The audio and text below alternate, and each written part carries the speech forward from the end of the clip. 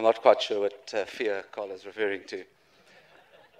Good evening to our four deans, professors, distinguished UCLA Anderson guests, faculty and friends. Many who have traveled from all over the world to be here tonight. To my fellow graduates, we've made it, guys. Give yourselves a round of applause. Many thought you'd never get here. And look how good you all look in your gowns. In fact, it's the most amazing thing. I mean, most people who wear gowns on Saturday evenings have given up on life, but not our class. In the 1970s, in the very late 1970s, actually 1979, my mother, at the age of 43, went back to study to do another degree after 20 years. I remember as an 8-year-old, we were all quite amused at a 40-year-old old person with a mountain of textbooks doing an exam.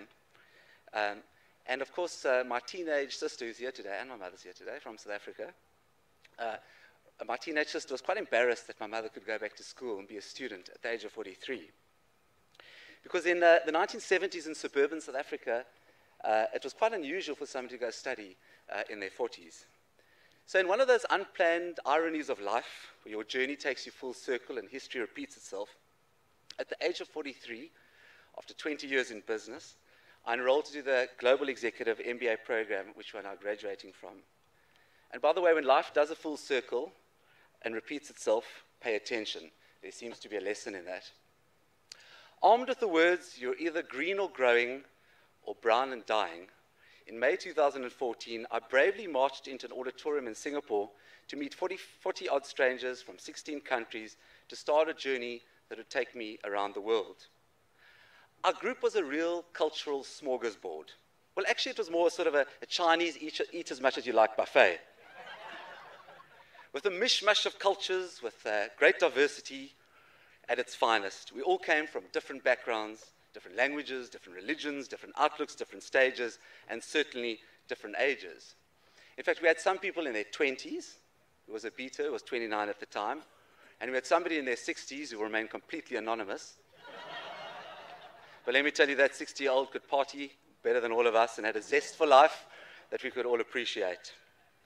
And despite having very little in common, if there's one thing that all our class shares, is the ability to challenge ourselves, to confront our fears, and to always be green and growing on a journey.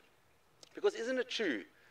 We all know 18-year-olds who are brown and vegetating, but we also know 80-year-olds who are still learning and finding time to invest in themselves so they become bigger people and still greater leaders. And if there's one thing that our global journey has reminded us, is that the best leaders love to learn. And the greatest organizations are, in fact, learning organizations, places where ideas are the currency of success. And as we traveled across the world through multiple cities, we've realized that the very act of learning something new means you must also disrupt your thinking of yesterday. To accept or even just to entertain a new idea means that you must leave the safety and the former way of perceiving your world and to open up to something foreign. And that means you have to leave the protection of your safe harbor, even if the harbor is Singapore, which is a big harbor, and journey out into the unknown. And the unknown is a pretty scary place for most people. Many people get threatened there. Victims, in fact, get stuck there. And way too many people in business and in life avoid learning and exposing themselves to any new idea or influence that might cause them to have to rethink the way they have thought in the past and behaved in the past. But the fascinating paradox is that trying to avoid new ideas to stay safe is actually enormously dangerous and infused with risk. And so Intake 11 disposed of all of its risk and opened our minds to new learning, to new ideas and to new concepts over the preceding 18 months. In fact, our first learning was in Singapore, where we got to know each other. We met a chap from Japan, and he explained as he was introducing himself how he had swapped in his wife for a very cute female horse, to quote his own words. Now, most of us were open up to this sort of diversity in all its wonderful iterations, and who were we to judge? But before we could ask our horse whisperer about this relationship, he had a drink, his face went red, and he fell asleep.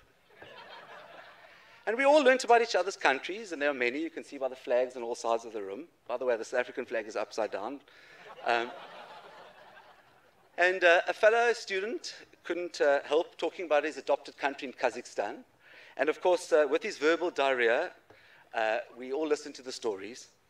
And on the very first day, Professor Jochen Wurst, who's not here today, put up a large pie chart from where everybody was from. And I was very excited because on the pie chart there was a little slice there saying Africa. It was in dark chocolate brown, which wasn't quite politically correct. And I was still trying to work it out because it said I was 2%, and in fact I was only one person, and it was over many years. And everybody looked around the room for the African, and there they saw me. I looked like I came from Brooklyn, New York, but I did explain that I was from Africa. And on day 5, I sat next to a really smart Singaporean tiger mother called Ivy. And as the macroeconomics professor started talking, it sounded like Greek to me, and although I'd studied economics before, I'd never heard of such things. And I whispered to her, "Do you think I've signed up for the wrong class? Because he's talking in strange tongues." "Don't worry," said Ivy. And he said, "He's just talking in Korean." And while the professor was talking English, Ivy, in fact, proved to be really smart. And in fact, yesterday, we heard that she scored the highest GPA in our class. Give her a round of applause. Which confirms the quote of Brigham Young, who says, "When you educate a man, you educate a man. But when you educate a woman, you educate a generation." And let me tell you, we are actually quite proud of the fact that our GEMBA class has got more women than many, many other classes before us.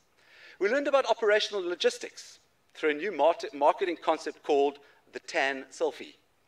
And in fact, this had nothing to do with bronzing oneself on a Californian beach. No, it was the ability to have a very long arm and a very wide smile, and to take 1 million pictures at every conceivable moment.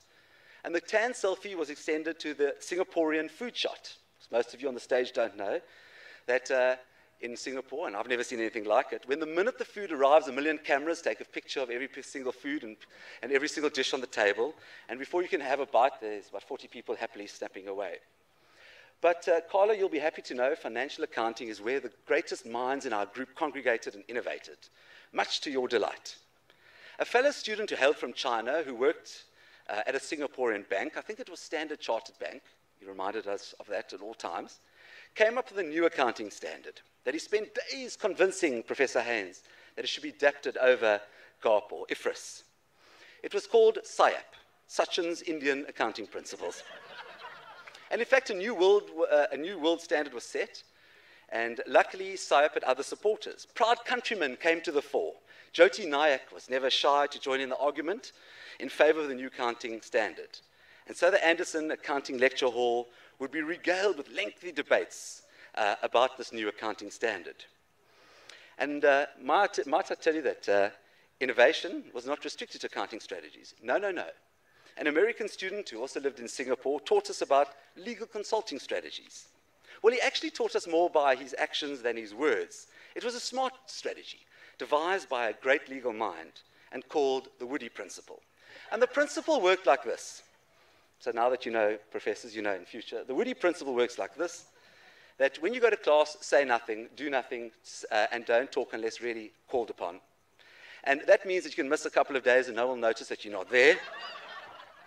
And only if after your third drink you really discuss it, and you can miss a lecture or two. And because it's created Never Breathe the word about this Woody strategy, it was only in Delhi where our Indian friends actually realized and understood the concept. And as a couple of them became consultants, they realized that when you're a consultant, you only get paid to speak, and therefore they suddenly went quiet. And although the Woody Principle was ignored by a Canadian representative, it was quickly adapted by the Delhi locals.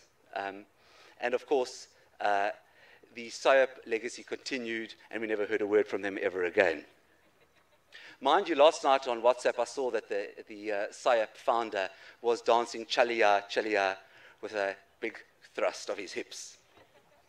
But our lesson along the journey has been way too many mentioned. From Holi celebrations in India, to the Ronald Reagan Supporters Club in China, to Canadian Question Time, to Qatar mile upgrades, to Russian Nastarovia toasting, to Korean marriages and barbecues, we have learned much on our journey.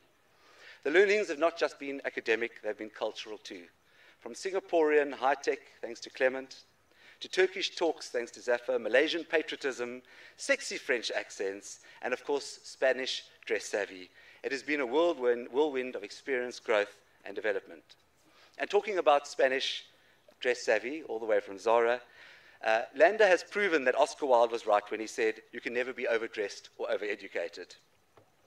And so the last 18 months has been a whirlwind of checking in, checking out, buses, trains, planes, queues, assignments, exams, and quizzes. But now the whirlwind slows down and the journey takes a new direction. And I'd like to quote Deborah Chu, who in fact is a poet and has got the most fantastic blog that I recommend you all read. And she tells the story in her blog and she says, we each have a story to tell. For some, it was a decision made as a stepping stone to something else new. For others, it was meant as a challenge. For others, it was an escape from the realities of life that we could not handle. And for others, it was a breath of fresh air needed to move away from the staleness of life.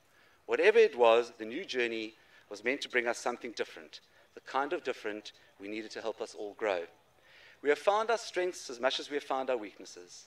We have found the grace to support and the humility to be supported. We have led and have allowed others to lead. We have failed so that we can push others to succeed. We have feared so that we can be fearless. We have stretched ourselves and in the process learned to let things go that don't matter. In fact, we have redefined ourselves beyond the work we do and regained in ourselves a confidence that transcends all grades.